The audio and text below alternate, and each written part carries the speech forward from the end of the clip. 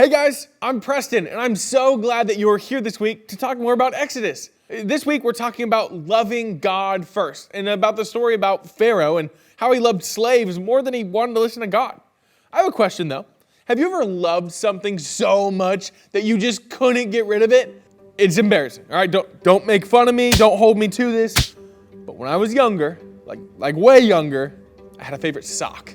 I know, and not even like a pair of socks, not even two socks. It was just one sock. I had a favorite sock, and this sock had so many holes in it, like holes all up in the toes. I don't even think it covered the toes. I think they were just all out. It had holes in the heels, it had holes in the ankle, it had holes everywhere, all right? But it was my favorite sock. Like, I would come home from school, I would take off my socks and go grab my favorite sock. It's what I did. Well, one day, Mom's doing the laundry, and she's putting the socks away, and turns out she finds a sock with holes. Oh, this sock's horrible. Throws the sock away.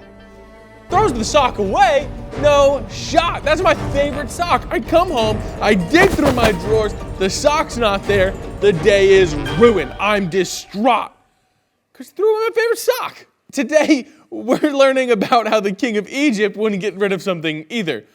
But it's a lot more serious than a sock. My story's a bit silly, but in this story, in Exodus, we're learning about how God sent Moses to tell Pharaoh to let God's people go.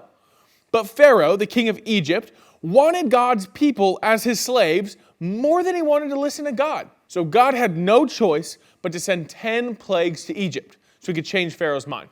These 10 plagues were: the river turned into blood, frog infestation everywhere, a gnat swarm that covered everything, flies, all of their animals got sick, everyone in the kingdom had their skin get disease, hailstorms, locusts, darkness for 3 days, and finally, the oldest son of every family died.